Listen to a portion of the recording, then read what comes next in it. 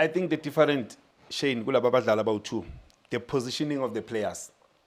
Uyothola uMbuthuma ko right position but finishing ibe poor. Uthola uMaghupa out of position. Uthole lamabhola lenda la khona ngicabanga ukuthi uMaghupa bekangaba khona ngabe mhlawumbe wenza something.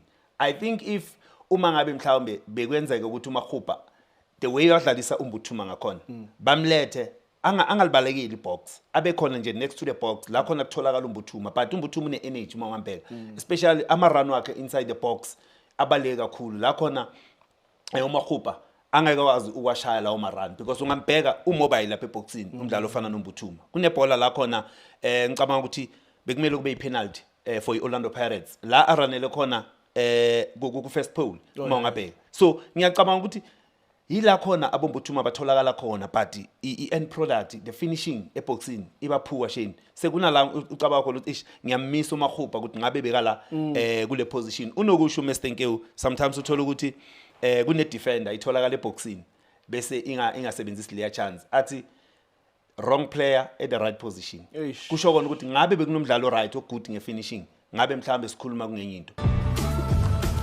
The new Corolla Cross, filled with life.